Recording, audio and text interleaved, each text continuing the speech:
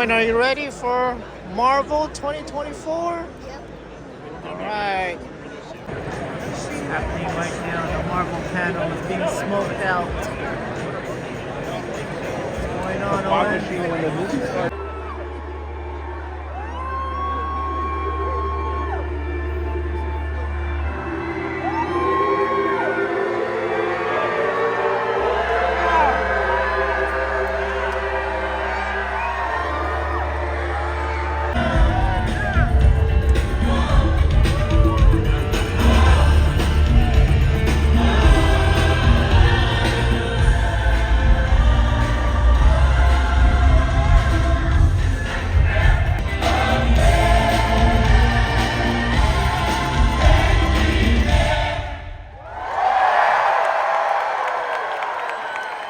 Ladies and gentlemen, the Deadpool Choir.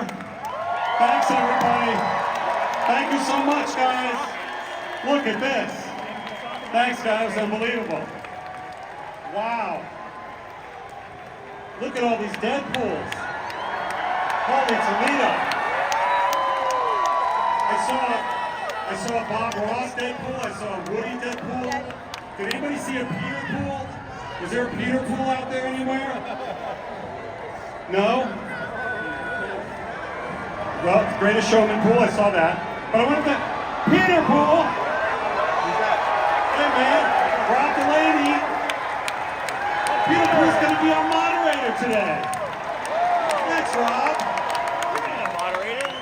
That's cool. I love Hall H. We were here on Thursday. Did anybody see Deadpool and Wolverine? That team did an amazing job. Just minutes ago, it became the #1 R-rated opening weekend of all time.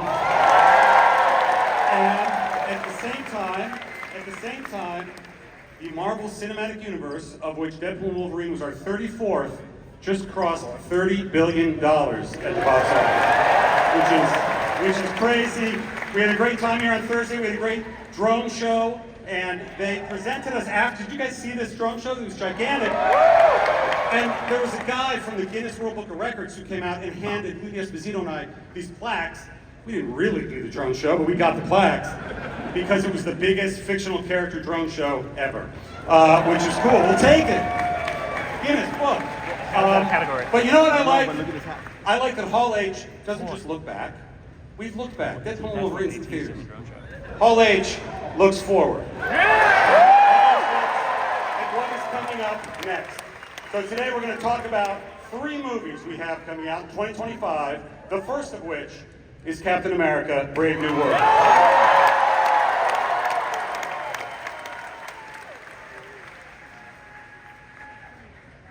And we have the cast, Rob. Let's do it. Let's hear it. Let's bring the cast out, man. Let's bring them out. Ladies and gentlemen, welcome to the stage, please, Mr. Tim Blake Nelson.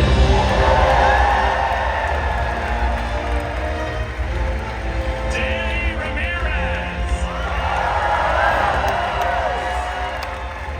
Giancarlo Esposito.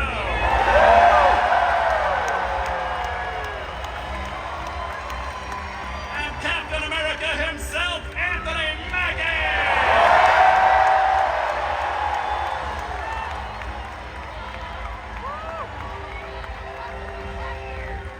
All right, welcome everybody. Good to see ya.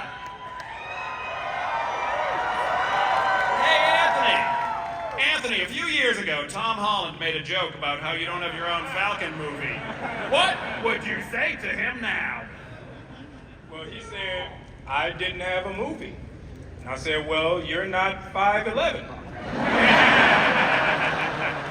See what I'm talking about? I got a movie, but he ain't gonna be 5'11", no. Yes, Tom Holland, fuck you.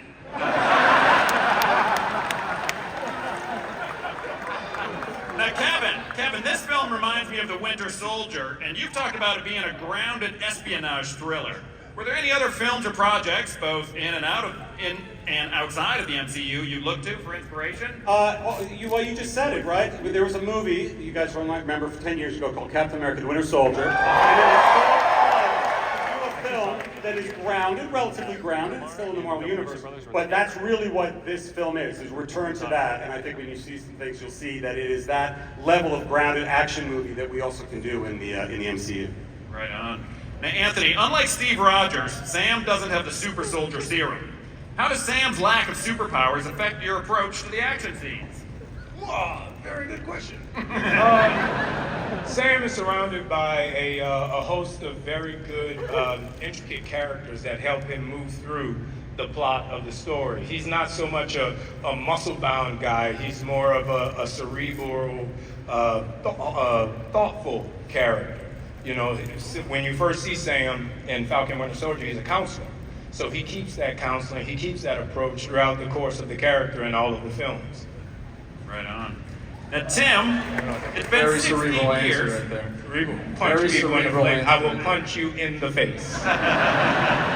And counsel you. Yes, yes, yes. Tim, it's been 16 years since you first played this role. What's different about the leader this time around? I really.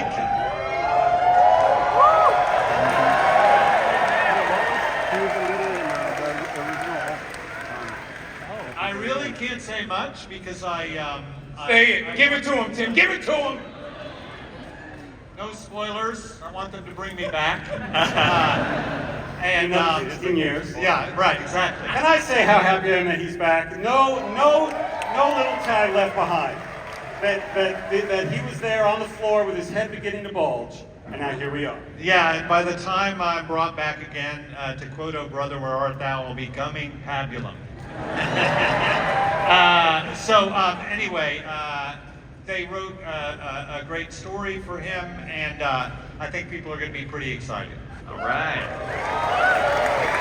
Now, Danny, you're no stranger to the skies. Can you share anything about the sequences in this film? How are those wings, and what's the secret to looking cool while flying through the air? Wow, well, I feel. He was the top guy. I'm going out. No, I think. Well, that's one of the first times I hear it out loud too, said in public. But I feel at home in the skies, and so it's cool to take these wings that have gone through many iterations and some wear and tear for years and years.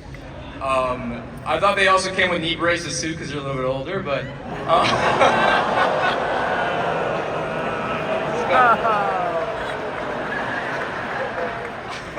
As you can see, this was a very long shoot. Very long. But it felt good to be back up there. All right. Hey, Giancarlo.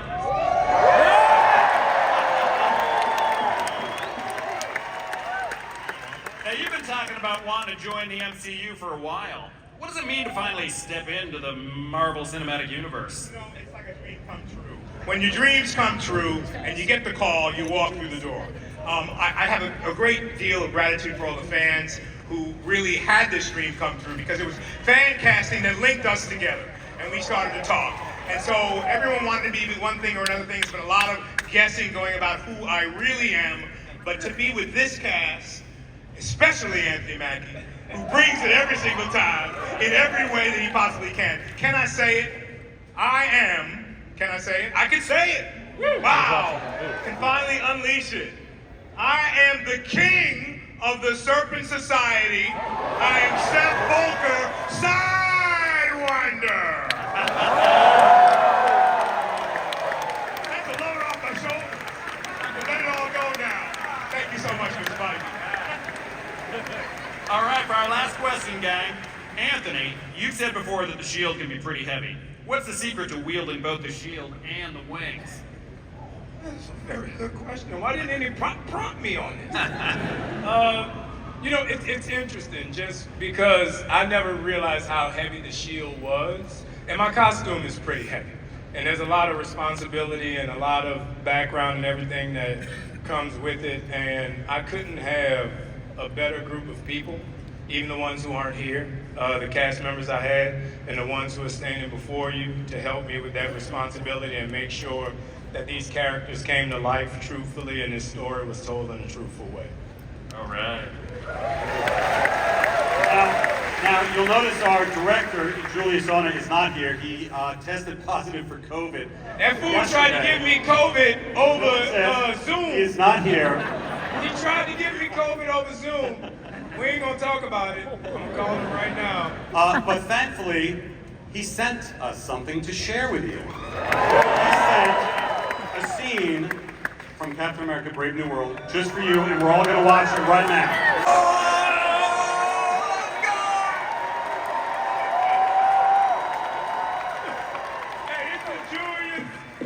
He got COVID, but to replace him, we got somebody way more cool and a little bit red. Hey, Mr. President!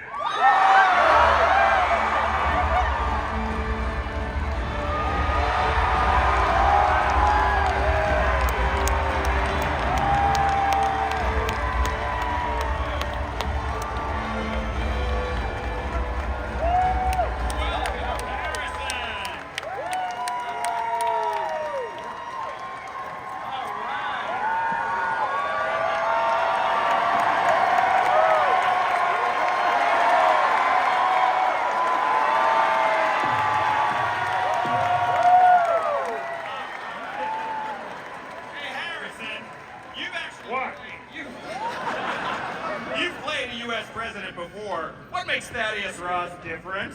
And did you really just not want to grow a mustache? I know.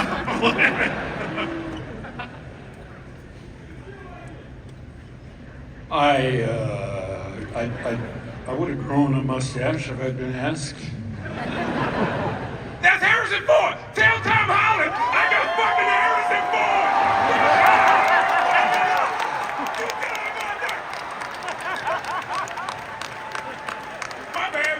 My bad. My crew hard. Get him, Harrison. Get him, dog. Get him. Yeah, it's been like this for a long time. It's not my fault. Now, you asked me a question about being the president. I did, yeah. What makes this one different?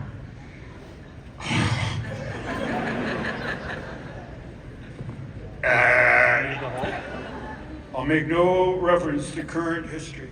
None. But this is a character that's based on the very, a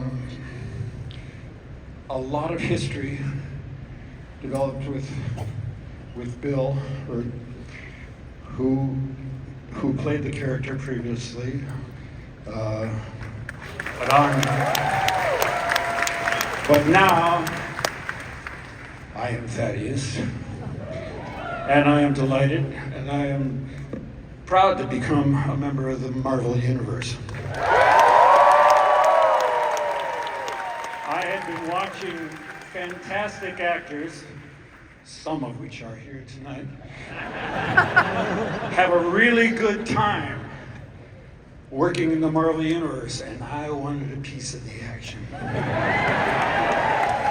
And I'm very proud to be in this film. I think it has turned out to be fantastic. Marvelous, even. All right, thank you guys. Got the cast of Captain America: Brave New World. Thank you.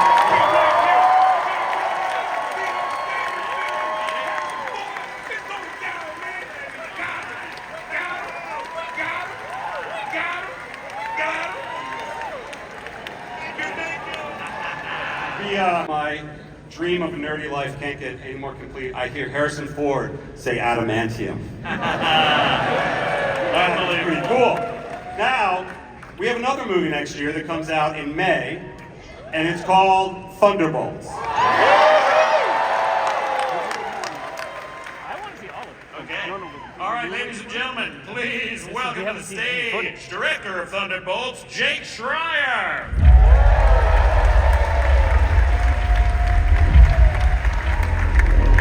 Geraldine Viswanathan.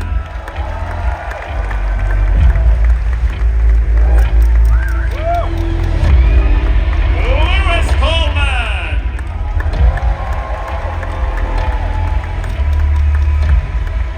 Anna John Common.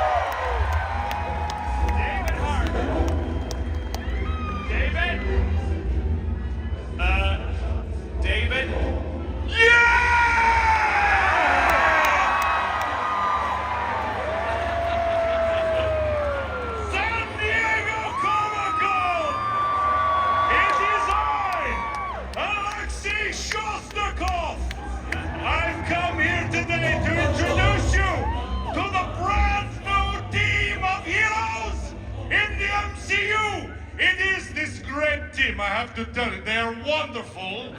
They are the Thunderbolts. We think all the same thoughts. We take care of each other.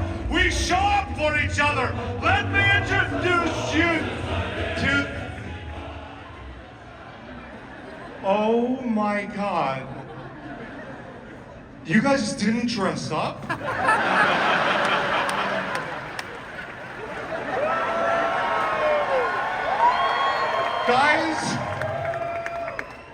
Guys, I sent that email, and we all said we were gonna dress up because it was Comic-Con.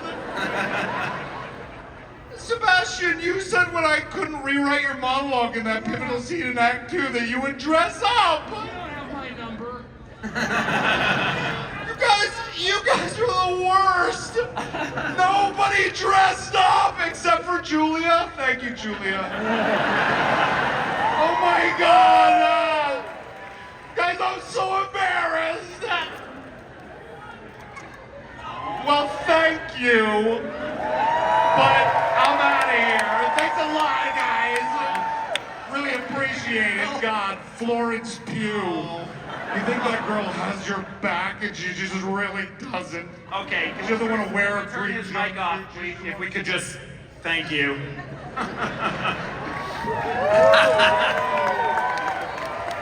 Hey, Kevin, help me understand this. Harrison Ford is playing President Thunderbolt Ross in Brave New World, but he's not actually in Thunderbolts. What's going on? That is correct. Mr. Ford plays Thaddeus Thunderbolt Ross, and these wonderful actors play the Thunderbolts because sometimes in 85 years of comic history, writers and artists use the same name. Understood. Hey, Jake, what's with the asterisk?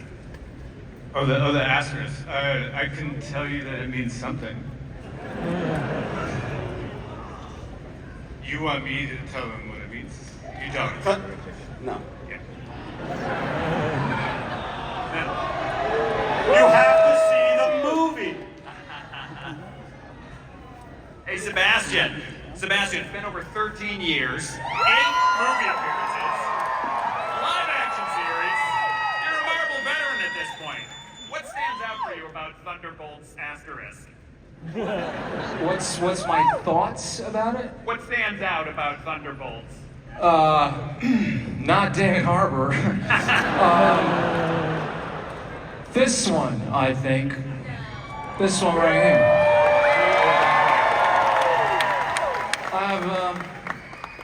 I have some suspicious thoughts. I hope you said boots and not boobs. Yeah. All right. Hey, well, with that, Florence, a lot of these characters don't necessarily play well with others. What can you tell us about the team dynamic? But that's the joy of watching them together, is that they don't play well together. In terms of their dynamics, I mean, we had a real ride because we actually loved working with each other, and we clearly understand each other because we've all accidentally matched, bar Lewis. Totally. Oh, Lewis.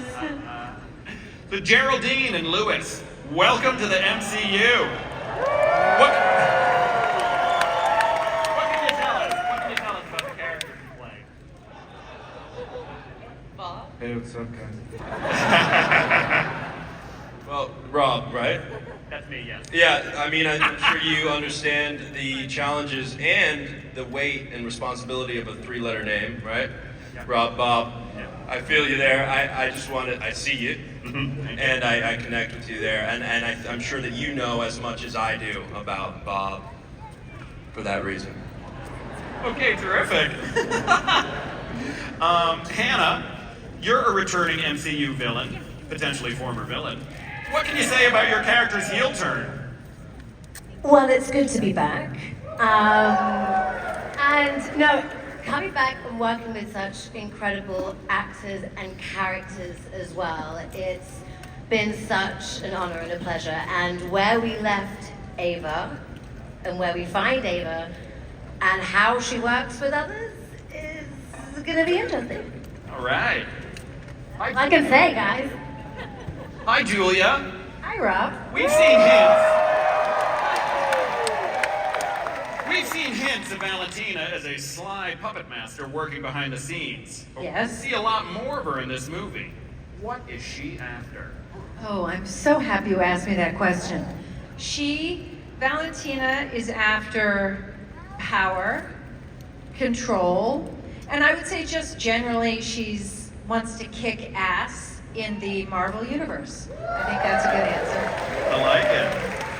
Now, David, not really a question, you stole your uniform from set. No, Okay. I got it on Etsy. There's a lovely woman in Vancouver who does Red Guardian and Green Goblin exclusively. Email me that. Hey, Wyatt, what can you tease about your character in Thunderbolts?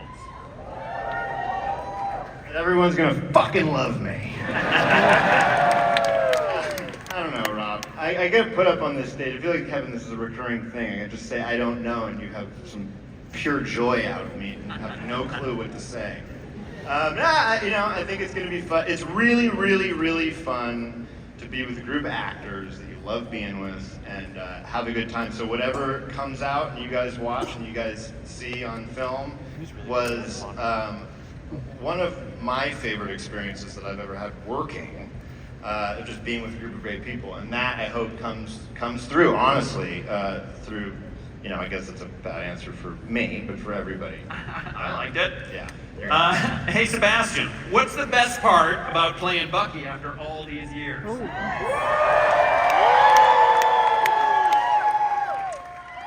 don't know. It's like having 9 lives. How many are left?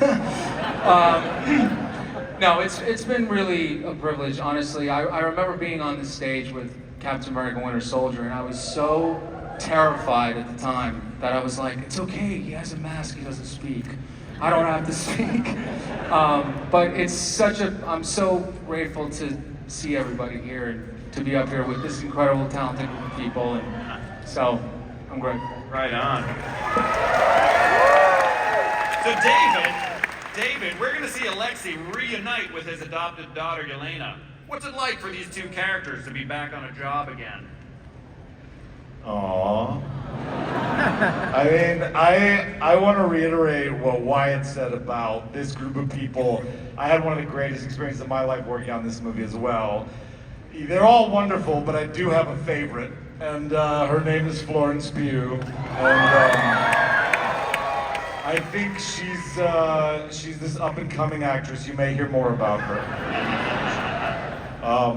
But she is just electric to work with, and I think the complexity between their relationship this time around, we got to go to all these different levels. I mean, there's like warmth and humor, but there's also a lot of pathos between the fact that, he's a terrible narcissist who has a hard time showing up for other people, and she's very dedicated to killing people, I guess. It's not a good combination for a relationship, the start of a relationship. But we do get to go to a lot of great places, and it was truly such a joy to work with these people, and I'm really proud of what we did. All right. Well, I got one more question for Florence. Florence, I heard a rumor that you do some of your own stunts on this one. Can you share anything? I mean, I think we all like feeling cool doing stunts. But I can't claim all the stunts because there is no way that any of us would look as cool as we did without our stunties and the stunt team, the stunt coordinator, Heidi Moneymaker, who stunt doubled Scarlett Johansson for 10 years. So yes, I like doing my own stunts, but I also appreciate that maybe they make it look cooler sometimes. But we have something to show you in which you can see some of these stunts. And I would like to say that the first time I was here was 4 years ago, and that was the last time I was here.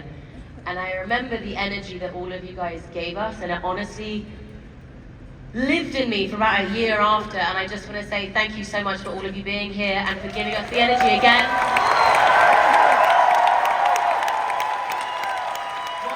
What we do as a crew and a cast is so felt by every single time we come into contact with you and your love and your fandom, so thank you so much.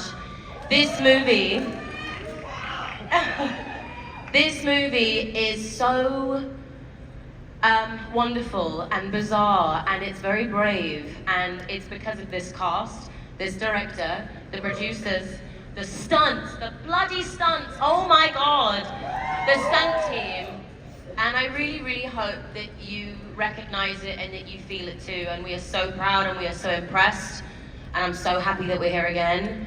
And I'm so grateful that you guys are the first to see a snippet of our movie. And I hope you enjoy.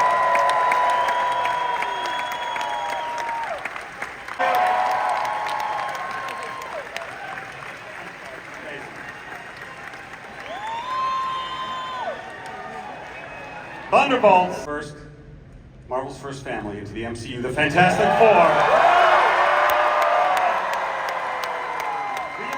We have not even started filming this yet. It starts filming Tuesday in the UK. Pedro is there and sent a picture with all of them. You saw that online. But our director was willing to fly all through the night to be here with you. Ladies and gentlemen, our director, Matt Shackman.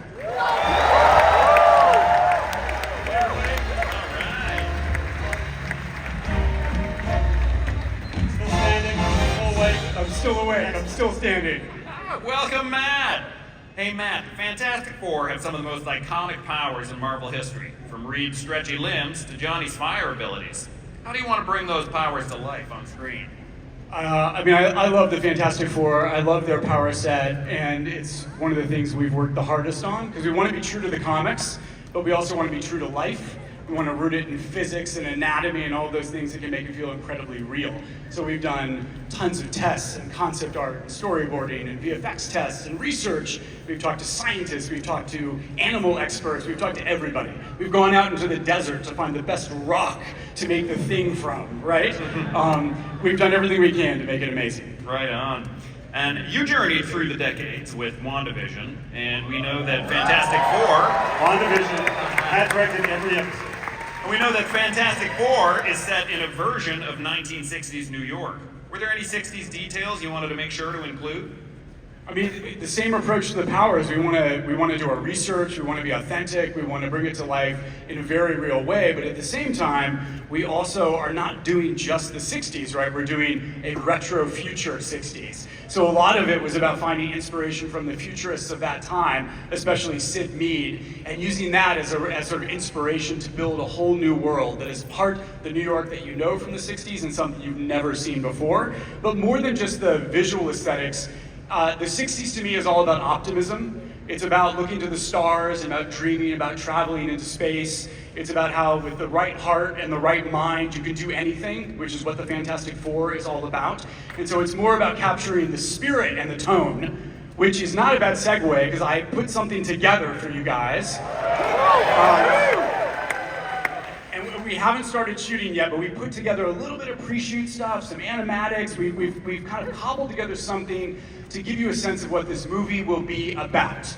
And so, do you guys want to see it? Let's do it. Fantastic Four first steps, and that amazing music you heard was our composer, Michael Giacchino. Would be here with us right now, but is hosting a NASA panel somewhere else on the convention floor, for real, which I thought was apropos. What are you holding there, Rob? Oh, I have got a little gift that everybody here is going to get. It's a Fantastic Four fan and map, and you're all going to get one. Pretty cool surprise. And the other surprise is that the cast is all here. Ladies and gentlemen, Ben Grimm. Here he is. Your Johnny Storm. Joseph Quinn. Sue Storm, Vanessa Kirby. And Mr. Fantastic, Pedro Pascal.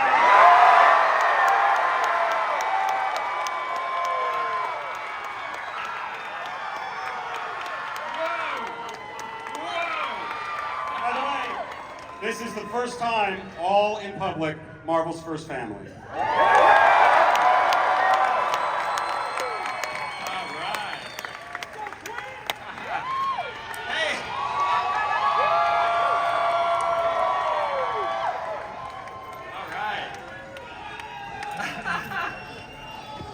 Okay, guys.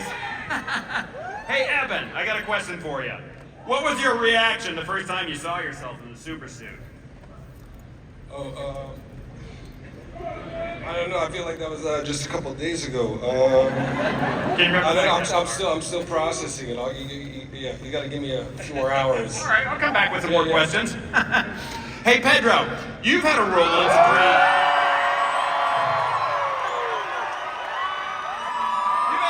some pretty impressive nerd franchises. What feels different about joining the MCU? New family. Nobody knows that Matt and I have known each other for like 25 years. And we started with the same talent manager, actually, and he almost became my roommate in 1999, but he came and he saw the place and was like, yeah, I'm good. So that's different. That's a true story, yep. Oh, I love that. Hey, Vanessa and Joseph, you two play siblings. Did you do any brother-sister bonding to prepare? Well, we're both the only Brits in the cast, aren't we, pretty much? That's the truth. So we're going to get down the pub and make everyone come with us, because we're filming in London, aren't we? And we're the Londoners, so we've got to show everyone a good time. Seems only right, yes. Right on. Hey, Evan, we're here in Hall H with some MCU veterans. Did you get any advice from fellow Marvel actors about joining the MCU? Good question, Rob. I did, you know what, actually I did, this is gonna be a boring, fairly earnest answer, but I got a really nice text message from Mark Ruffalo because, you know, it's just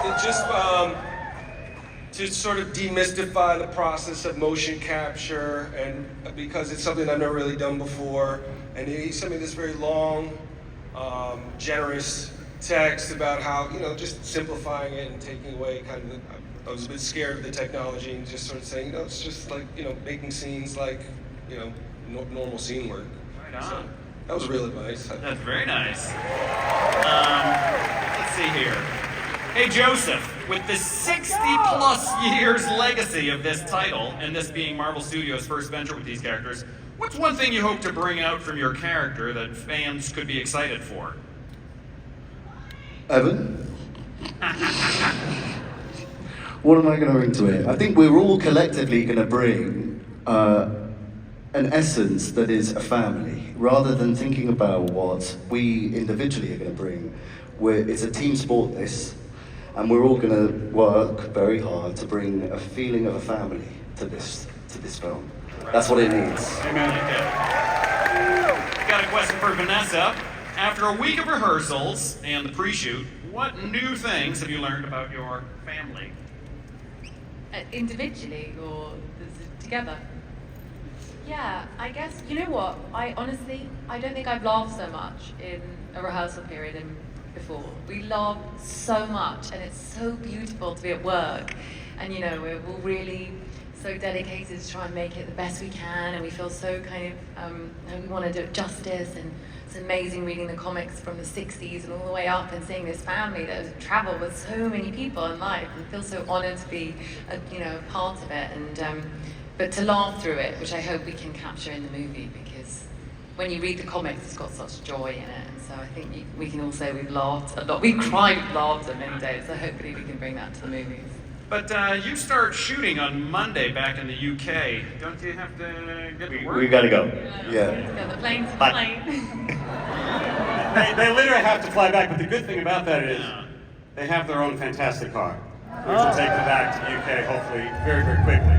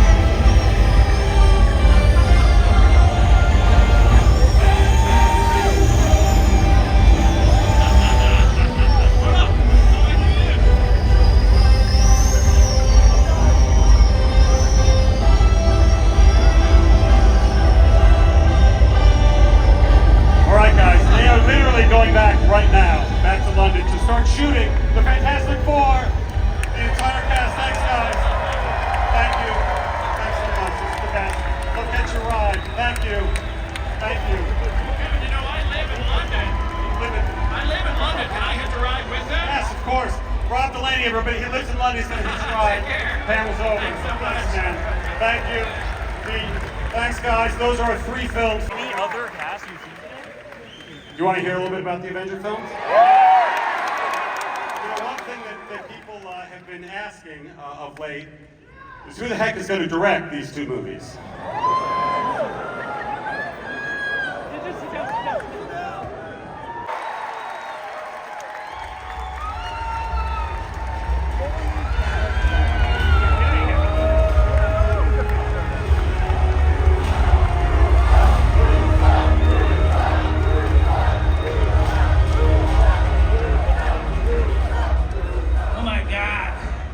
We missed you guys. You are the best damn fans in the world. Oh, wow. Oh, that's sweet. Thank you.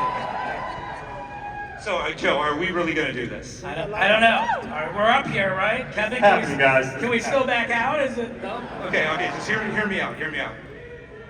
When we directed Avengers Endgame, Joe and I truly believed that it was the end of the road for us in the Marvel Cinematic Universe, because we had put all of our passion, all our love, all our imagination into the Winter Soldier, into Civil War, into Infinity War, climaxing all of it with Avengers Endgame.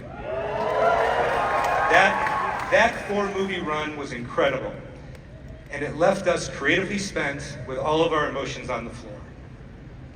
In the time since, in the box office, through a very special story, Joe and I have come to potentially see a road forward with you all.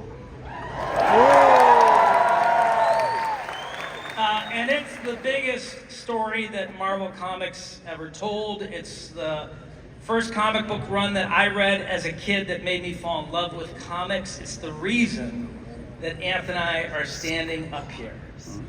And I think you all know the name of it.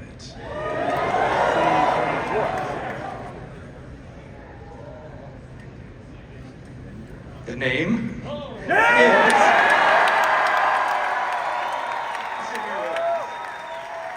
Yes. Get ready. We are in fact doing it.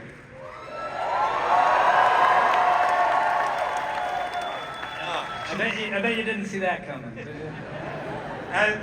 As fans of the comic know, Secret Wars is incredibly ambitious.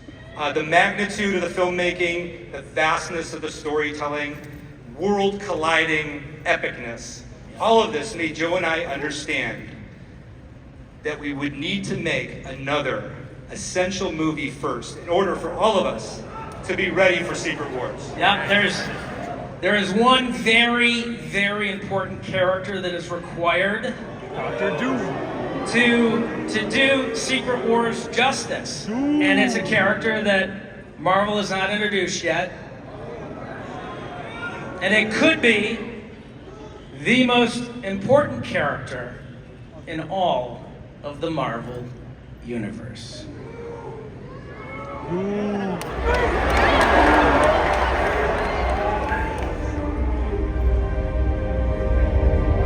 Wait for it.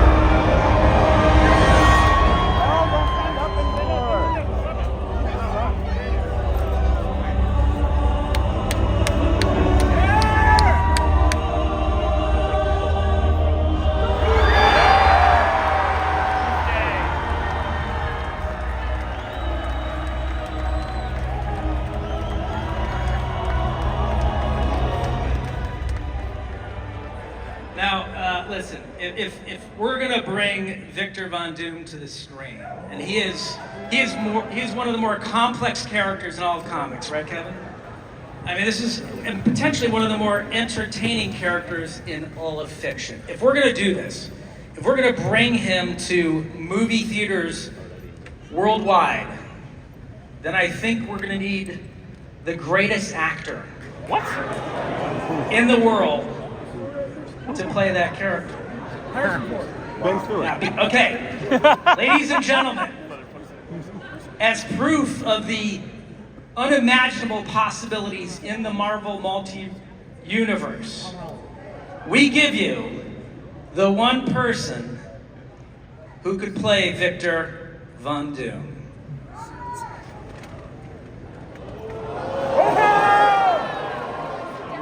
Sit down.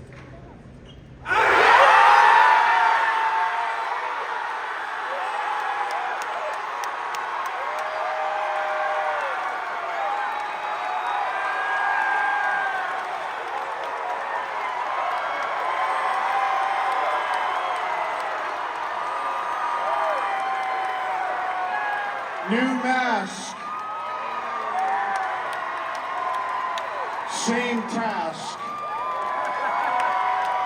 What can I tell you? I like playing complicated characters. Wow. Love you. Wow. All right. Like Robert.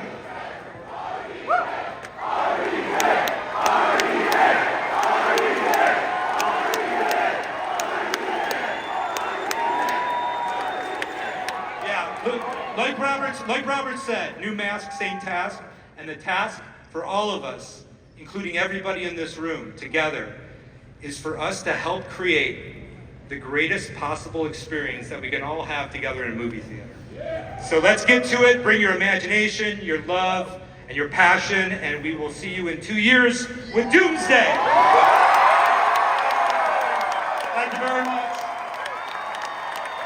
Wonderful. Great work. Thank you. Thank you. As always, Hall H. Yes. So, does anybody have any questions? No. Bye, everybody. Thank you. Thanks so much.